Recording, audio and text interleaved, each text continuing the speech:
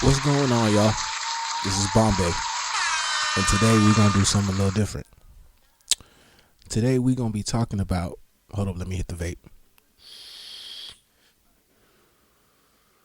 Today we're gonna be talking about how America is going through a lot. Needless to say, I know. I know.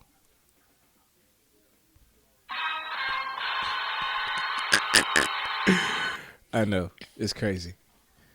You gotta understand, it's not even like Trump's fault. It's not Trump's fault. It's not nobody's fault. The nigga not helping though. It's just how we're structured. And the certain I'm saying can't even really be like verified because they're straight redact this shit. You know? This is really like my first ever really like recorded podcast. You know, this is the first time I've ever done something like this. I know, I appreciate it. It's just, you know, my grandpappy once said, my grandpappy said, you know, if you teach a dog how to do it, if you teach a dog how to get, that nigga was crazy. He didn't know what the fuck he said about that dog. But we're talking about America, and we're talking about how we are going through a period of we not giving a fuck. We not giving a fuck, and it's fade every nigga who don't think like us.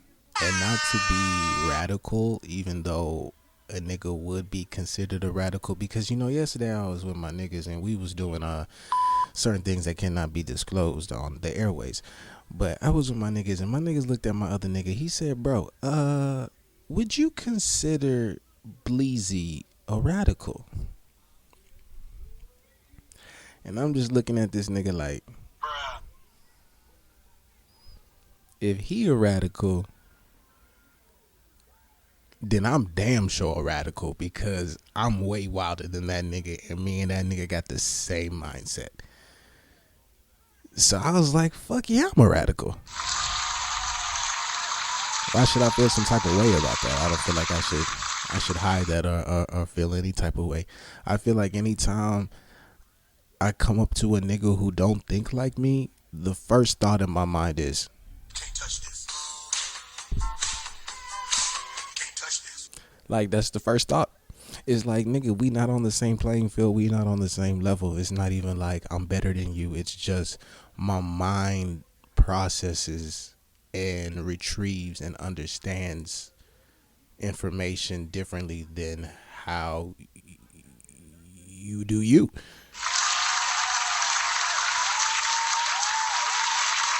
And you know the crazy thing about this, I'm not going to know how good this is going to be until after I finish recording it.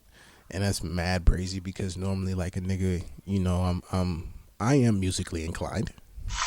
Got a few tracks out on SoundCloud. You know, I'm not nothing too big, but I'm moving up from something kind of small. You feel me? So it's like, I mean, I don't even know, because most people I check out on SoundCloud. I'm like, oh, brother, this guy stinks. And I'm like, how the hell he got like 11K followers and got like 16 reposts, and this nigga's quote unquote going on tour, and the first track I hear is essentially, oh, brother, this guy stinks. Like, can't get over it. Trash. It's legitly like you niggas is on the track sounding like this. Pikachu. Like, what are y'all doing? Kill yourselves. Kill yourselves. If you don't know how to do better and you don't want to learn how to do better, and you out here sounding like this, Pikachu, get out of here. Straight up. How y'all feel about that? All right. That's all I need to hear. I get agreements. Now, today is the 13th, I believe, the 13th of March, 2019, and I logged onto Instagram, and Instagram said, nigga, we down. What you mean you down? You got one job to do in life, Instagram, and that's to be there when niggas want to go on and look at other shit that I can't look on Google or none of that shit. Like, I'm over here looking at the loading screen like,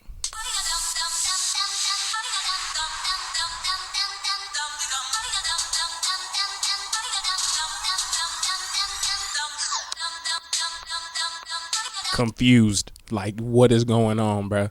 Like, what is going on? I gotta go on Google, and the first thing, of course, the first thing I see on Google is R. Kelly's old punk ass talking about.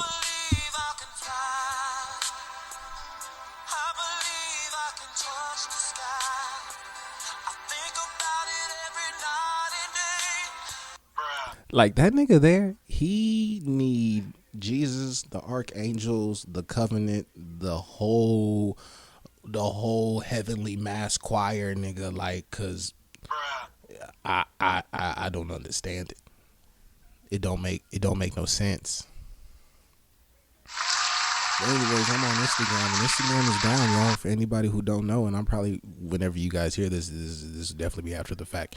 But as of right now, a nigga has not been on Instagram since I went on Instagram today to change my profile picture, and I could not, and I thought something was wrong with my page, so therefore I logged out of my Instagram, trying to recorrect the problem, and they straight looked at me and said, "Ha ha, nigga, you fucking funny." Guess what? We played you. Yeah. So that's where Tings is at right now. It's where Tings is at. But you know what we do, bro? We switch up the flow. We come back stronger. We come back stronger. Yeah. Come back stronger. Ooh. Man, they don't even know what, like, the reality and the gravity of the situation is. Like, most people are out here like, yeah, we not mad at R. Kelly. We still bang with Kells. I still jam that shit. I love him. What you mean you still jam that shit? Like, jamming that shit is a hard. Like, what you doing? Why? Why are you listening to the nigga who co-produced Age Ain't Nothing But a Number? That's the first red flag, and we straight skipped over that shit. And then this nigga out here on Aaliyah's first interview wearing matching Mickey Mouse and Disney clothes. Disney got a whole Disney Danaka suit, bro. Got the Disney plaid shirt, got Mickey on the pocket, got the Mickey Danakas on, got the jeans on, bro, and got the whole Mickey snapback. Aaliyah looking like she came straight from Disneyland. And she was 14. He was like 28, 29. This like 92, 91. Shit's crazy. But I mean, like, am I out of line for talking about this, or should I just be keeping this shit to myself? And for everybody who's listening and wondering what's going on in the background, I got Martin playing on in the background. Classics, I know, pure classics. But we need to understand that Kelly was out here on these 14-year-old girls like what? Huh? Over here straight just destroying 14-year-olds on some fucking, like, what do you mean? And then gonna come at us like, y'all killing me with this. This is my life. Come on, man. You gotta do better than that, bro. You gotta do better than that. But you know what, nigga? Let me drop a little bomb right now. The government don't give a fuck about you.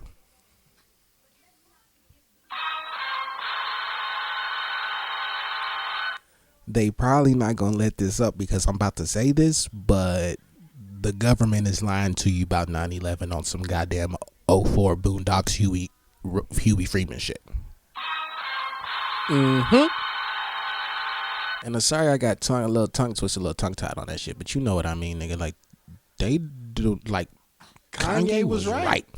And I would like to clarify that Kanye died in '08. Kanye died, I would say probably about like a good 8-9 months after 808s and Heartbreaks died. Like after 808s and Heartbreaks dropped. When that whole album dropped and that whole movement was out, Kanye was dead, y'all. Dead. D-E-D, dead. Don't no nigga kill they mama and come back like they didn't kill they mama. This ain't American Horror Story, nigga, okay? That's not how this shit work. Like, you don't kill your mama and then this beautiful life opens up to you like this. That's not how it happens. You don't go through something tragic and this beautiful music pops out of nowhere and you're in your fucking wonderland. Nah, that's not how it works. But Kanye was right. The government do not care about black people. And it's not even about black people. The government don't care about people. They said, hell yeah, introduce this fucking home Alexa shit, dog. They said, hell yeah, we need niggas to have these sentient fucking pieces of equipment in their goddamn house so that way when shit pop off.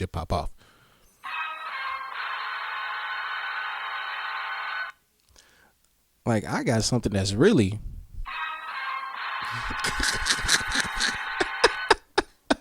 Check this out, bro. I was watching iRobot a few days ago. I know. It's iRobot. It's iRobot. I mean, you can't really be mad at iRobot. Being mad at iRobot is like being mad at this. And we love that shit. We love Bad Boys. Like, Bad Boys don't get no harder. Like, watching Bad Boys and then watching Bad Boys 2 is like completely two different movies, bro. In the same lineage, bro.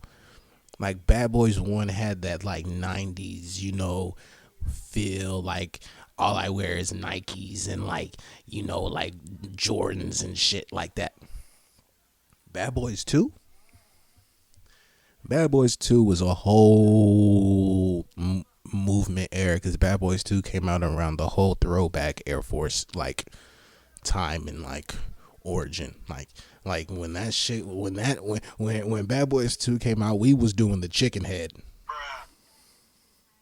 heavy in our extra large throwbacks with the double trim forces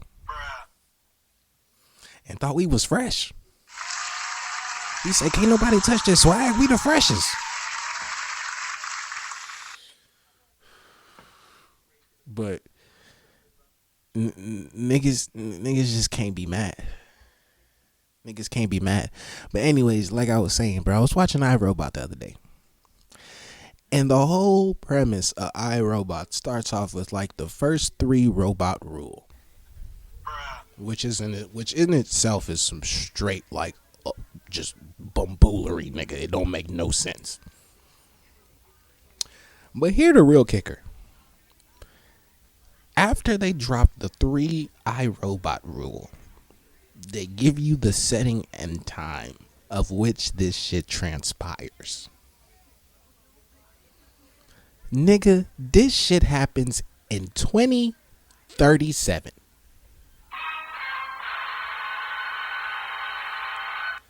It's about to be 2020, bruh. That's 17 years, man. It's about to be 2020. 17 years. What we doing? For real. Like, I'm so flabbergasted I had to take time and really think about what I was about to say. Like, what we doing? Like, if that ain't no...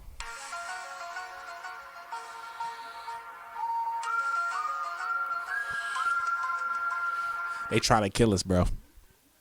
They are trying to kill us, homie. And if you don't think it's happening, look around now. Look around.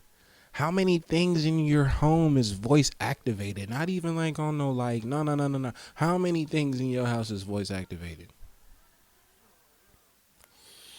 Don't worry, I'll wait. Go count. Don't even go count. Count while you're listening. How many things in your house is voice activated? Hmm? What are y'all doing? They're gonna kill you.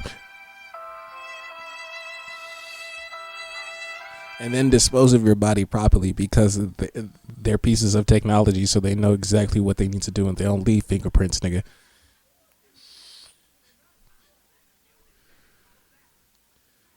They don't leave fingerprints.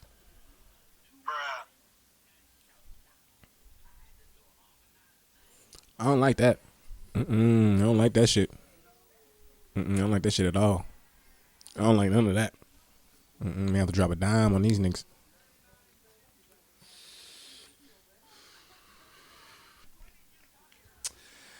I'm also thinking about how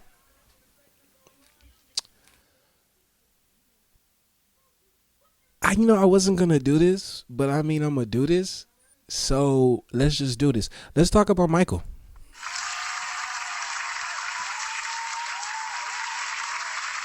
Let's talk about Michael. Don't know if this nigga name, if this man. I need to shot smoking fuck on the mic. Let's talk about this nigga Michael. I don't know if his middle name is Joseph Jackson.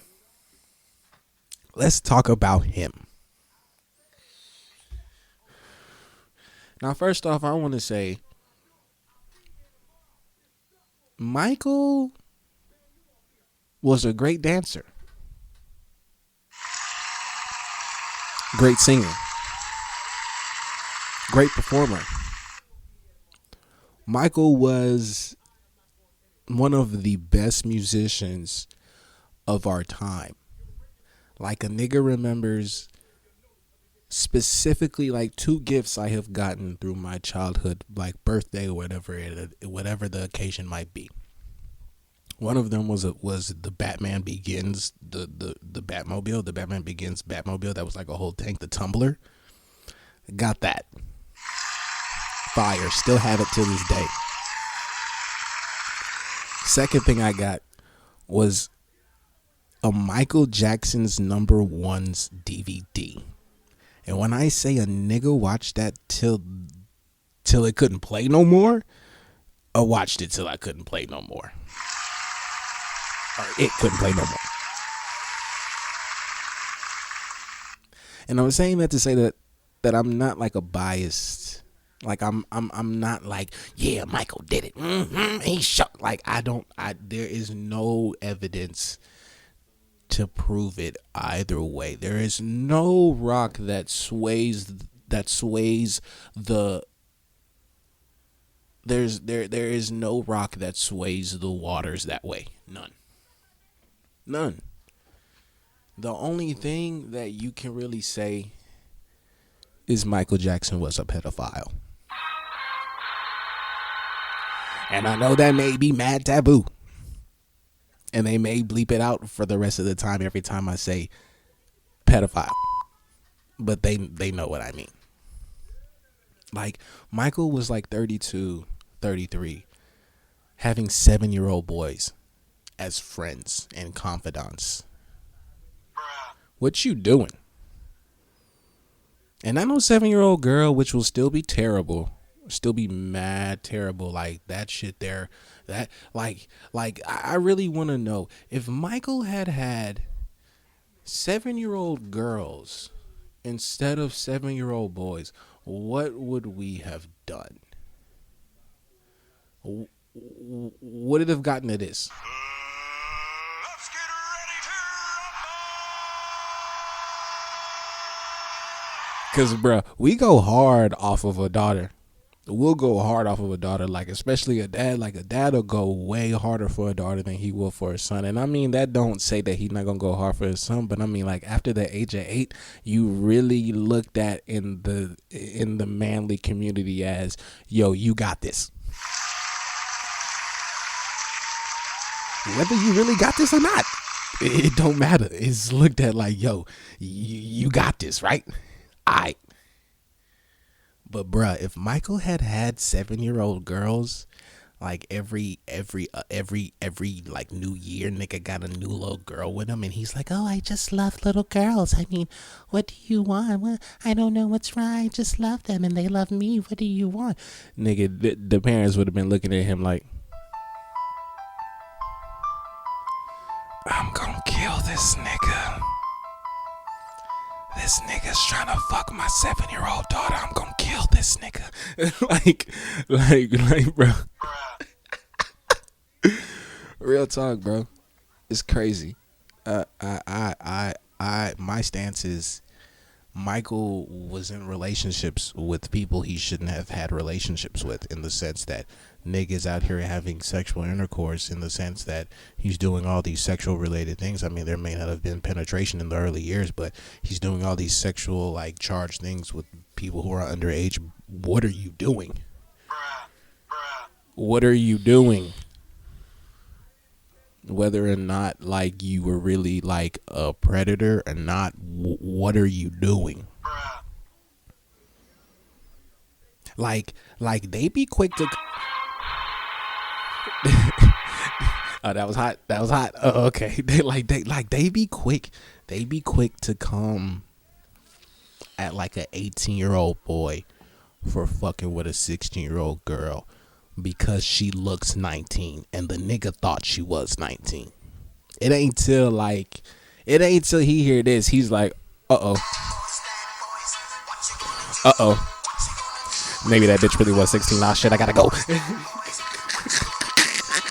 I gotta go. Like, would have went crazy, bro. Would have went crazy. But that's the shit I'm talking about. It's like we don't look at every situation like that. It only comes to circumstance. Like, I really want to know. I want to know how all you Michael Jackson. Well, I mean, I'm sure y'all was cool with it at the time. Y'all really didn't think about nothing of it. But I mean, like, how did all y'all feel when Michael and Emmanuel Lewis had a whole low key relationship? I mean, like, was everywhere together, like at award shows, and this grown man who looked like a little boy is sitting on Michael's lap. We just letting that slide? We just letting that slide, bro? We just gonna jump, hop, skip over that too, huh? Oh, okay. But that's my stance on Michael. Michael just, I want to say, he did a lot of good, but he did a lot of bad. And the bad he did seems way worse than the good. Yeah, it seems way just way more out there than the good he did, because the worst he did, he kept it low key. And then he kept it low key in the sense that everybody who's saying, yeah, he did this to me, at the time when it mattered, was like, nah, he didn't do none of that shit. Like, they had so many chances to verify the record, but when it came that day to testify, they walked up in court and everybody looking at them like, oh, okay, this is the key witness. He really what he gonna say is gonna really break this case wide open. And he put his hand up on the Bible and he looked dead at the jury, say, Michael did not touch me.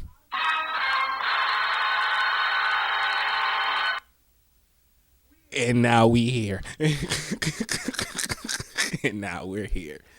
Now we're 2 HBO specials, part 1, part 2 deep, and everybody's losing their minds.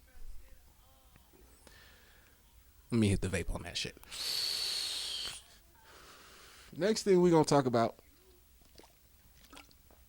We're going to talk about my problem with comics. And I'm a big ass comic head. Like, got a pressed, posterized plate, like commemorative plate of the first issue of Batman, like the one that came out in 1936. So I ain't no little play nigga when it comes to this shit. Like, I know my DC, I know my Marvel, I know my Image, my Dark Horse, all that abstract shit, I know it. I'm reading some shit earlier, Not even not reading some shit earlier. I was on Comic Pop earlier because I fuck with these niggas heavy, which is so brazy. I don't even know how I found these niggas, but like dope. Anyways, on Comic Pop, and Comic Pop's doing a episode where they're talking about Marvel like secret form teams and shit. Niggas hit me with the most disrespectful shit I have ever heard. And I feel like when I tell it, y'all are going to be like, what? But I feel like everybody already knows this now. At the core of the Marvel universe, there stems a team that was formed by every big nigga in every Marvel like gang, essentially. And we took Reed Richards from Fantastic Four. We took Thor. We took Tony Stark. We took Hulk. We took like Vision. We took like Namor. We took like just heavy hitting ass niggas. We took them. And we said, let's put them in a group where they out here doing covert missions. Where these niggas is the real. No cap. Don't answer nobody. Don't answer nobody. Like Shield not even around at this time, or if it's around, it's disbanded. But they was like, we came together and we formed a group. And guess what the name of this goddamn group is? The Illuminati. Nigga, what?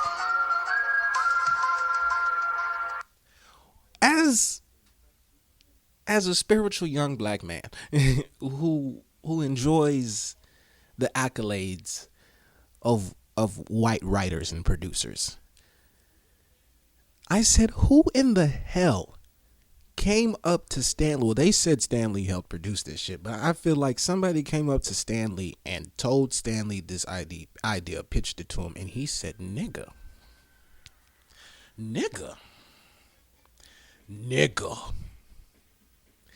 That right there? Fire.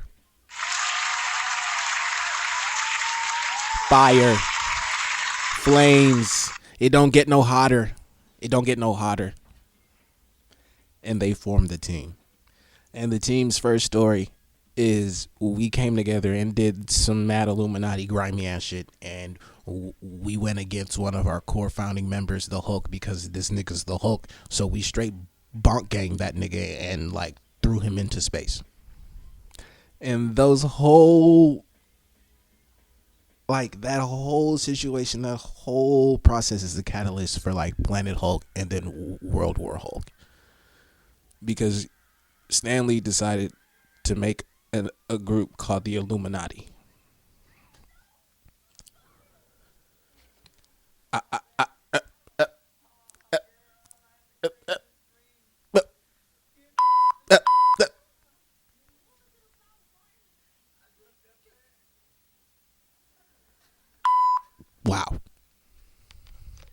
Wow. Whew. You know what, on that shit, I just gotta play some real nigga shit. Smoke weed every day. Please do. The world would be a better place. The world would be a much peacefuler place. So if you listening to this, make sure you had your smoke weed every day. Make sure you had that session. It's needed. Last thing we're going to talk about today is how I feel about music in general. I feel like we need to get back to this.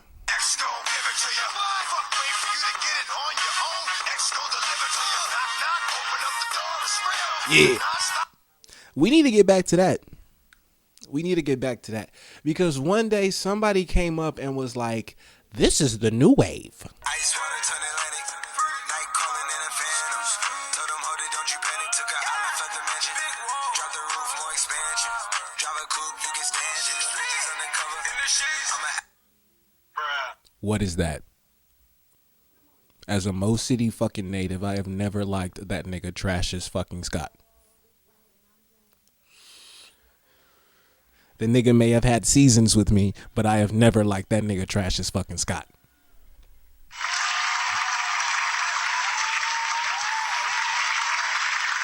And let me tell you why.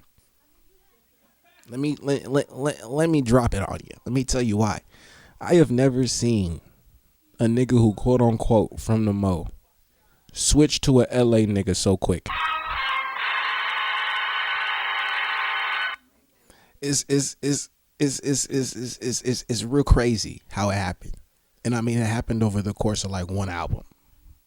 Like the nigga was dropping mixtapes and was a Mo City nigga to the death. Dropped Rodeo and it was hard. Then decided to become a whole LA nigga. Said, I'm a bird in the trap who sing McKnight on this shit.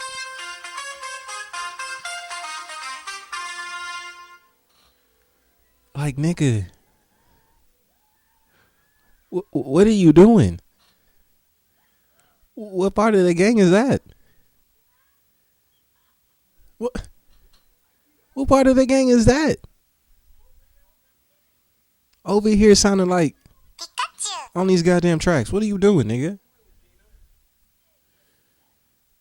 And you know what? I ain't got no hate in my heart, no malice.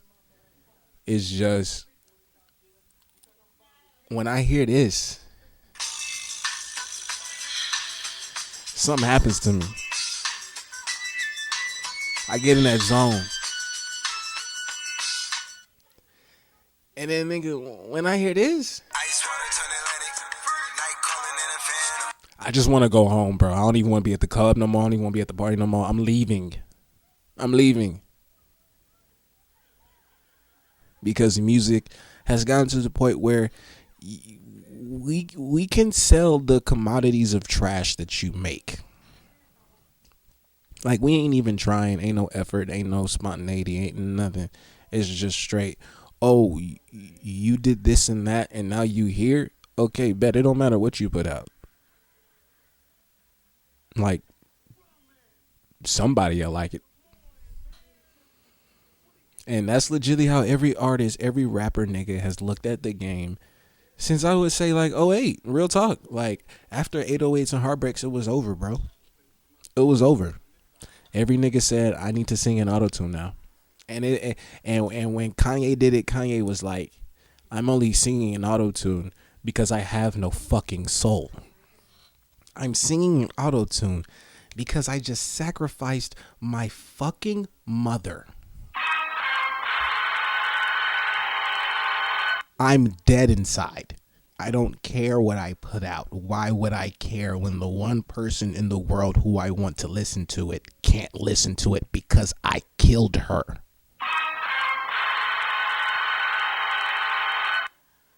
It's like, what you do with that? You know what you do with that? You link up with these fuck niggas and you marry a Kardashian.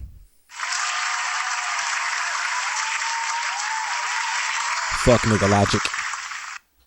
Like, that's some real fuck nigga logic. That made mad sense to that nigga. He said, yeah, this the move right here.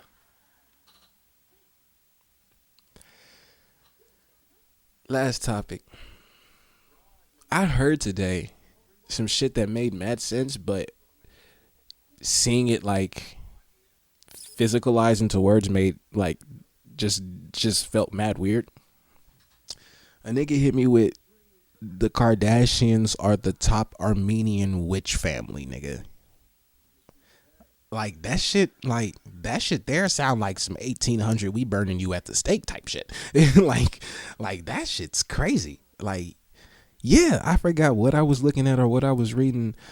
This is what happened. Let me tell you what happened. I didn't told you niggas Instagram is down, so I'm on Google. And the first thing on my trending page on Google is a YouTube video called Illuminati Trashes Scott Sold His Soul, blah, blah, blah, blah, blah. And like the first 5 minutes of this nigga talking, he was bringing up mad plausible points, but it was on some old shit. But I don't know why it would take a nigga like 3 to 6 months on making a video of a video that this man dropped last year. It got to be last year or like early this year, even though it's still early this year. But I mean, the first thing he was like, Trashes has changed. His first vibe from his first few albums was not this vibe. Like, he was talking about the Stop Trying to Be God video. And I mean, he was making mad sense. It's like, nigga, why the fuck would you make a video that's titled Stop Trying to Be God when the whole video is you depicting yourself as God?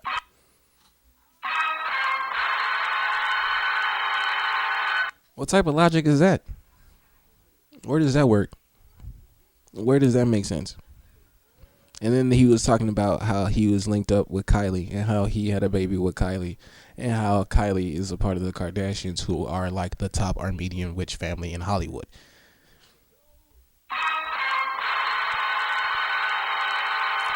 Like, I don't know if that's true or not. And I'm leaning towards what I know, and I know a lot.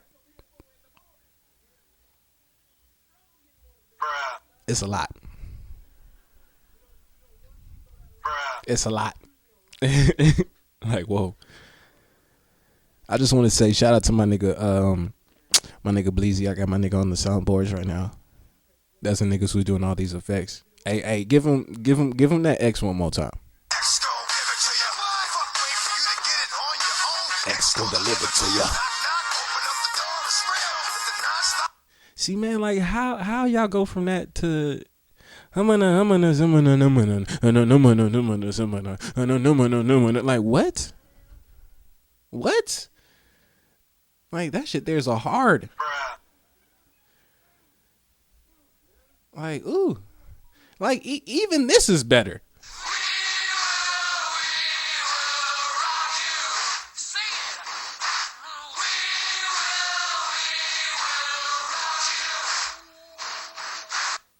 And Freddie was questionable as fuck. Watching Bohemian Rhapsody, all I gotta say is, Freddie, you was questionable as fuck. Like, watching Bohemian Rhapsody, all I had was one word after that shit, and it was how.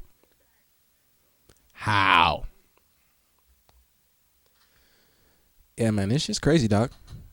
All I gotta say is, everybody stay up, everybody stay awoke, and everybody stay vigilant, because this shit here will hit the fan. And when it hits the fan, all you need to have in your head is this one song.